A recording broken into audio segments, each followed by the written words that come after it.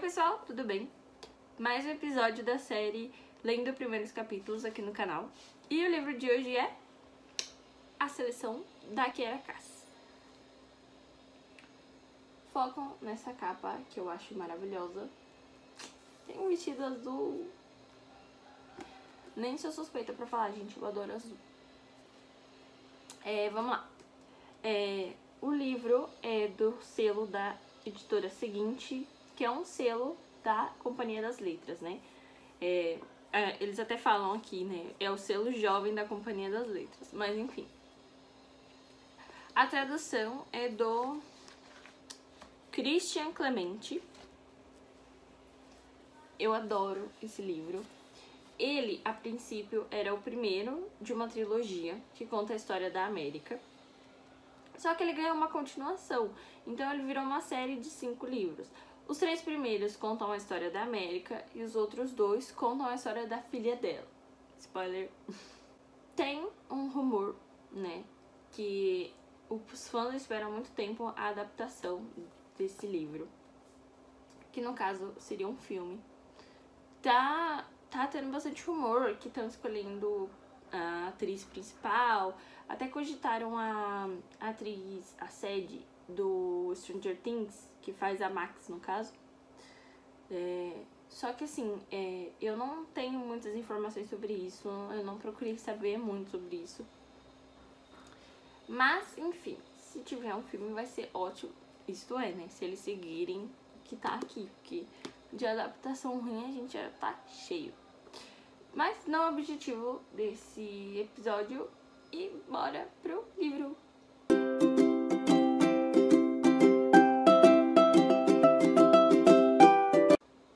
Então vamos começar. Aqui na capa tem o slogan, né, do livro, que é 35 garotas e uma coroa. Bem-vindos à seleção. Vamos para a dedicatória. Oi, pai. Aceno.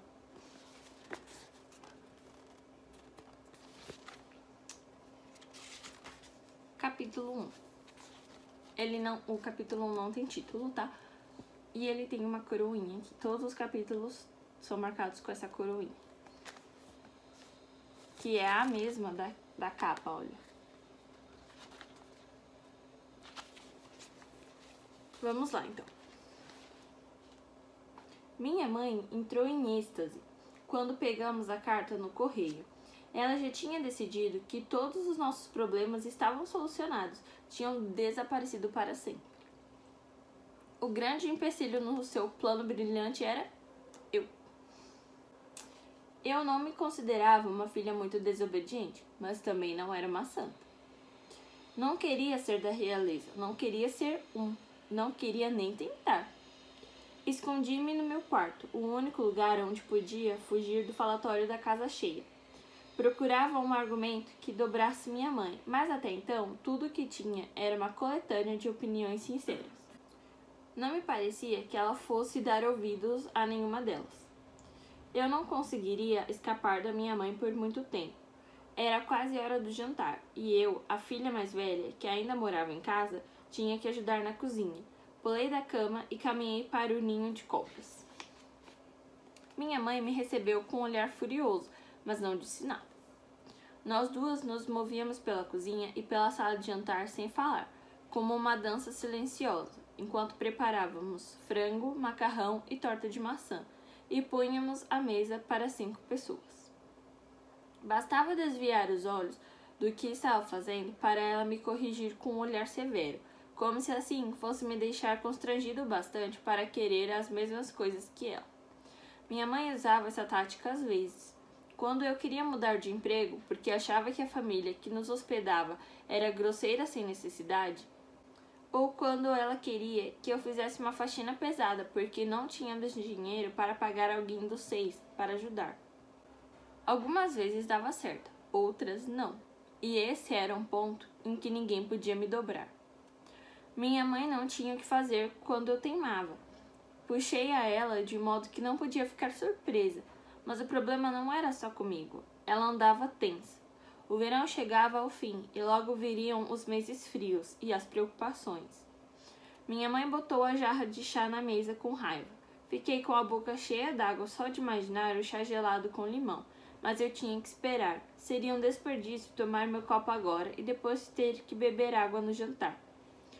Mas você vai morrer se preencher o formulário? Ela disse sem aguentar. A seleção pode ser uma oportunidade maravilhosa para você, para todos nós. Suspirei alto, pensando que preencher aquele formulário seria como a morte para mim. Não era segredo que os rebeldes, as colônias subterrâneas que odiavam Ilia, nosso vasto e relativamente jovem país, investiam em ataques cada vez mais frequentes e violentos ao palácio. Já tínhamos visto os rebeldes em ação em Carolina. A casa de um dos magistrados fora completamente incendiada e o carro de pessoas da 2 foram destruídos. Houve até uma espetacular fuga da prisão. Eles libertaram uma adolescente que engravidara em um set que era pai de 9 filhos, de modo que até eu achei que eles estavam certos daquela vez. Mas além das ameaças, eu sentia que só de pensar na seleção já fazia meu coração doer. Não consegui esconder meu sorriso enquanto pensava em todas as razões para permanecer exatamente onde estava. Os últimos anos têm sido muito difíceis para seu pai, minha mãe estrilou. Se você tiver um pouco de compaixão, vai pensar nele. Meu pai, sim, eu queria ajudá-lo. E May e Jared. Gente, perdão, eu não vou saber pronunciar alguns nomes aqui. E até minha mãe. Eu não tinha como sorrir diante da maneira como ela expôs a situação. Fazia tempo demais que as coisas não iam bem. Eu me perguntava se meu pai veria a seleção como um meio de fazer com que tudo voltasse ao normal, se é que o dinheiro podia melhorar as coisas. Não que nossa situação fosse tão precária a ponto de temermos por nossa sobrevivência ou algo assim. Não éramos miseráveis, mas acho que não estávamos muito longe disso. Nossa casa era a terceira, antes do fundo do poço. Éramos artistas, e os artistas e músicos clássicos estavam só 3 degraus acima da sujeira. Literalmente. Nosso dinheiro era curto, vivíamos na corda bamba e nossa renda dependia muito da mudança de estações. Lembro-me de ter visto no livro de história, bem gasto, que todas as datas especiais costumavam ser comemoradas nos meses de inverno, Halloween, Ação de Graças, Natal e Ano Novo, um depois do outro. O Natal ainda era no mesmo dia. Não dá para mudar o aniversário de uma divindade. Mas quando Elia firmou o grande acordo de paz com a China, o Ano Novo passou para janeiro ou fevereiro, dependendo da lua. Todas as comemorações de Ação de Graça e do Dia da Independência da nossa metade do mundo foram reunidas na Festa de Gratidão, realizada no verão. Era tempo de celebrar a formação de Elia, de nos alegrar por ainda existirmos. Eu não sabia o que era Halloween, simplesmente desapareceu. Assim, pelo menos 3 vezes ao ano, a família inteira tinha emprego em tempo integral. Meu pai e May faziam peças de artesanato que os clientes compravam para dar de presente. Minha mãe e eu nos apresentávamos nas festas. Eu cantava e ela tocava piano, e aceitávamos todo o trabalho possível. Quando eu era mais nova, tinha medo de me apresentar em público. Mas agora tratava de entrar no clima da música de fundo. Assim éramos aos olhos de quem nos empregava. Estávamos ali para ser ouvidos, não vistos. Jared ainda não tinha descoberto seu talento, mas ele só tinha 7 anos, ainda lhe restava um tempinho. Em breve, as folhas das árvores mudariam de cor e nosso mundinho ficaria abalado mais uma vez. 5 bocas e apenas 4 trabalhadores, sem emprego garantido até o Natal. Quando eu via as coisas desse jeito, a seleção parecia uma corda a qual eu podia me agarrar. Aquela carta idiota talvez me tirasse do fundo do poço, e então eu poderia puxar minha família comigo. Eu observava minha mãe. Para uma 5, ela até que estava bem robusta, o que era estranho. Não era uma glutona, mas também não havia fartura em casa. Talvez fosse assim que o corpo ficava depois de 5 filhos. Os cabelos dela eram ruivos, como os meus, mas cheios de fios brancos, que tinham aparecido de repente e aos montes, uns 2 anos antes. Umas ruguinhas sulcavam o canto dos olhos, embora ainda fosse bastante jovem, e eu podia reparar que ela circulava pela cozinha com as costas curvadas, como se carregasse um peso invisível nos ombros. Eu sabia que minha mãe sentia um grande peso nas costas, e sabia que foi por isso que ela passou a tentar me manipular sempre que podia. Já brigávamos bastante sem essa tensão extra, mas, à medida que o outono vazio se aproximava, ela ficava cada vez mais nervosa, e eu sabia que minha mãe me achava despeitada por não querer nem preencher um formuláriozinho besta. Mas havia coisas importantes, que eu amava, e aquela folha de papel se erguia como um muro entre mim e o que eu queria. Talvez eu quisesse coisas idiotas, ou que não conseguiria alcançar. Mesmo assim, eram coisas minhas. Não estava a fim de sacrificar meus sonhos, independentemente do quanto minha família fosse importante para mim. Além do mais, já tinha feito bastante por eles. Eu era a filha mais velha em casa depois que Kenna se casou e Cota foi embora. Assumi o novo papel o mais rápido que pude. Dei o meu melhor para ajudar. Estudava em casa nos horários que arranjava entre os ensaios, que tomavam a maior parte do dia, já que eu tentava dominar vários instrumentos musicais e aprender a cantar. Mas com a chegada da carta, todos os meus esforços perderam o sentido. Na cabeça da minha mãe, eu já era uma rainha. Se fosse mais esperto, eu teria escondido aquele aviso antes que meu pai, May e Gerard chegassem. Mas minha mãe já o tinha escondido na roupa e o sacou no meio de uma refeição. Para a casa da família Singer, disse cantando. Tentei pegar o papel da mão dela, mas era rápida demais para mim. Mais cedo ou mais tarde, todos acabariam descobrindo mesmo. Só que, se minha mãe fizesse do jeito dela, todos ficariam ao seu lado. Mãe, não, implorei. Eu quero ouvir, gritou May, o que não me surpreendeu. Minha irmã mais nova era idêntica a mim, só que 3 anos mais nova. Se nossa aparência era praticamente igual, nossa personalidade estava bem longe disso. Ao contrário de mim, ela era extrovertida e otimista, e só conseguia pensar em meninos. May ia achar toda a história incrivelmente romântica. Senti minhas bochechas corarem de vergonha. Meu pai ouvia com atenção, enquanto May quase pulava de alegria. O fofo do Gerard continuava comendo. Minha mãe limpou a garganta e prosseguiu. Confirmamos no último censo que uma mulher solteira entre 16 e 20 anos reside atualmente em sua casa. Gostaríamos de informá-los sobre uma oportunidade próxima de honrar a grande nação de Ilia. May soltou outro grito e agarrou meu braço. É você! Eu sei, sua macaquinha. Solte, senão você vai quebrar meu braço. Mas ela apertou minha mão e deu mais uns pulinhos. Nosso amado príncipe, Maxon Cherriave, continuou minha mãe, atinge a maioridade este mês. Para adentrar essa nova fase de sua vida, ele deseja ter uma companheira ao seu lado, uma verdadeira filha de Ilia.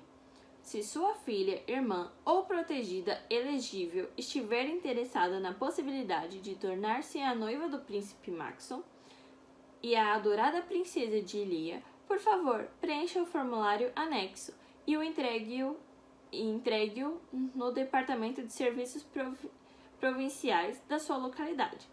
Uma jovem de cada província será escolhida aleatoriamente para encontrar-se com o príncipe.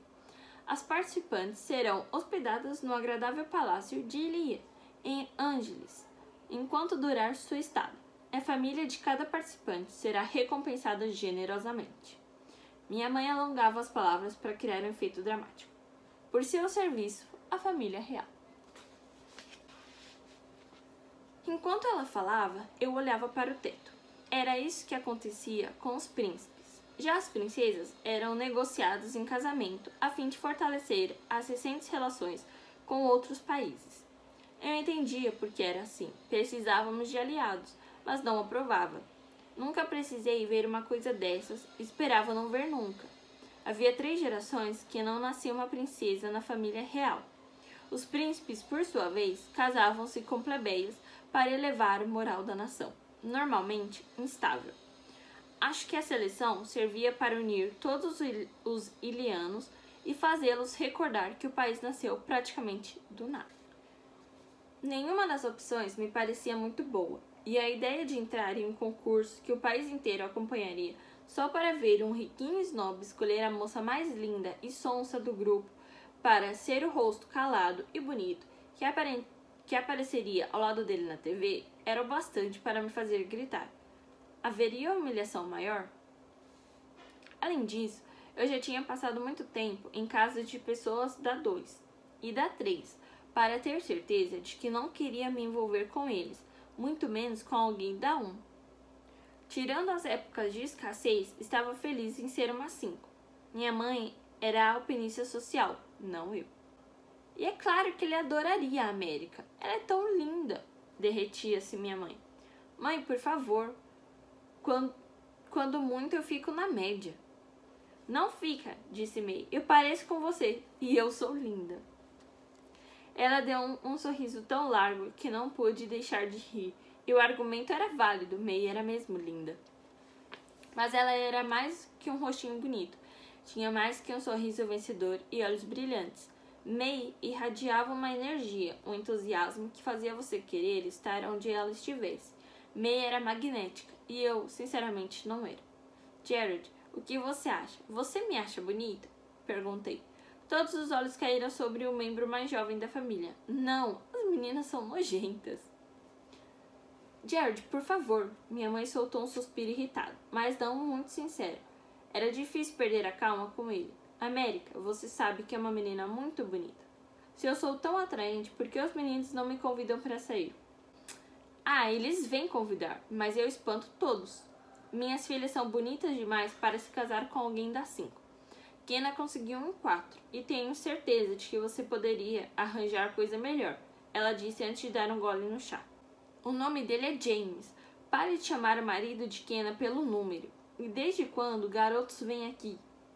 Eu ouvia minha própria voz ficando cada vez mais aguda. Nunca tinha visto um rapaz chegar perto do portão de casa. Faz um tempo já, meu pai disse, em seu primeiro comentário desde que a história começara. Sua voz tinha uma nota de tristeza e ele olhava firmemente para o copo. Eu estava tentando descobrir o que tanto o perturbava. Os meninos atrás de mim? Mamãe e eu discutindo outra vez? Minha recusa em participar do concurso? A distância a que eu ficaria se fosse sorteada? Meu pai e eu éramos muito próximos. Acho que quando nasci, minha mãe já estava um pouco cansada e ele teve que cuidar de mim na maior parte do tempo. Herdei o gênio dela, mas a compaixão dele. Meu pai levantou os olhos por uma fração de segundo e foi então que entendi. Ele não queria que eu fosse, mas também não podia negar os benefícios que teríamos se ficasse um dia no concurso. E mais ainda se conseguisse avançar. América, use a cabeça, disse minha mãe. Somos provavelmente os únicos pais de Lia que precisam convencer a própria filha de participar. Pense na oportunidade. Um dia você poderia ser rainha. Mãe, mesmo que eu quisesse ser rainha, e não quero, com todas as minhas forças, milhares de outras meninas da província vão entrar nesse troço. Milhares. E se por acaso eu fosse sorteada, ainda teria que competir com outras 34, todas certamente mais sedutoras do que eu jamais conseguiria fingir ser. Gerard apurou os ouvidos. O que é uma menina sedutora? Nada, respondemos em coro. É ridículo imaginar que eu poderia ganhar, concluí. Minha mãe afastou a cadeira da mesa, levantou-se e depois se inclinou sobre a mesa, na minha direção. Alguém vai ganhar, América. Suas chances são as mesmas que as de qualquer outra. Então, ela atirou o guardanapo na mesa e saiu. Jared, quando você terminar, vai para o banho. Ele respondeu com um gemido. May comia em silêncio. Jared pediu para repetir, mas a comida tinha acabado. Comecei a tirar a mesa assim que os dois se levantaram, enquanto meu pai permanecia lá, bebericando o chá. O cabelo dele estava sujo de tinta de novo. Uma manchinha amarela que me fez sorrir. Ele se levantou, tirando as migalhas da camisa. Desculpe, pai, murmurei enquanto recolhia os pratos. Não seja boba, querida, não estou bravo. Ele deu um sorriso e passou o braço por mim. Eu só... Você não precisa explicar, querida. Eu sei. Ele beijou minha testa. Agora precisa voltar ao trabalho. Fui para a cozinha começar a limpeza. Cobri meu prato com guardanapo. Não tinha comido quase nada e o escondi na geladeira. No prato dos outros não havia nada além de migalhas. Suspirando, fui para o meu quarto me preparar para dormir. Tudo aquilo tinha me deixado nervosa. Por que minha mãe me impressionava tanto? Ela não era feliz? Não amava meu pai? Isso não era bom bastante para ela? Deitada no colchão deformado, eu passava e repassava a seleção na cabeça. Acho que tinha suas vantagens. Seria legal comer bem, pelo menos por uns dias. E não havia razão para eu me preocupar. Eu não me apaixonaria pelo príncipe Maxon. Pelo que vi no jornal oficial de Lia, nem ia gostar do cara. A meia-noite pareceu demorar uma eternidade para chegar. Havia um espelho na minha porta, e antes de sair, dei uma olhada no cabelo para ver se estava tão bonito como de manhã. Também passei um pouco de brilho nos lábios, para garantir alguma cor no rosto. Minha mãe fazia uma economia bem rígida de maquiagem. Era só para as apresentações ou para sair em público. Mas eu sempre conseguia surrupiar um pouco em noites como essa. Esgueirei-me pela cozinha, fazendo o mínimo barulho possível. Embrulhei minhas sobras do jantar, um pedaço de pão que estava quase estragando e uma maçã. Era difícil voltar ao quarto a passos tão lentos, assim tão tarde, mas se eu tivesse feito isso antes, ficaria ansiosa demais. Abri a janela do quarto e contemplei nosso quadradinho de quintal. A lua quase não tinha luz e meus olhos precisaram se adaptar para que eu pudesse seguir adiante. Do outro lado do gramado era possível ver a silhueta da casa da árvore, apagada pela noite. Quando éramos mais novos, Cota amarrava lençóis nos galhos para que a árvore parecesse um navio. Ele era o capitão e eu era seu imediato. Meus encargos, em geral, se resumiam a varrer o convés e preparar a comida. Um monte de terra e galhos socados em uma das panelas da minha mãe. Ele pegava uma colher e comia aquela terra, jogando-a por cima do ombro. Isso significava que eu ia ter que varrer mais uma vez o convés, mas eu não me importava. Ficava feliz só de estar no navio ao lado dele. Olhei para os lados. As luzes das casas da vizinhança já estavam apagadas. Ninguém estava vendo. Saí pela janela com cuidado. Eu costumava ficar com a barriga toda arranhada por causa da maneira como me arrastava para fora, mas agora sabia exatamente como sair sem me machucar. Um talento cultivado ao longo de anos, e eu não queria estragar a comida. Acelerei pelo gramado, usando meu melhor pijama.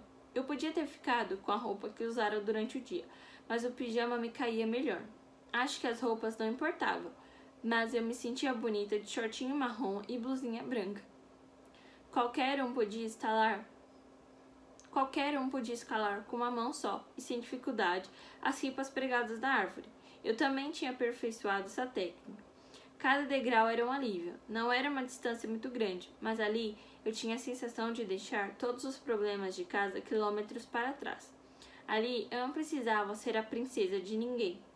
Eu entrei naquela pequena caixa, sabendo que não estava sozinho. Alguém estava do outro lado, escondido sob a noite. Minha respiração acelerou, não pude evitar.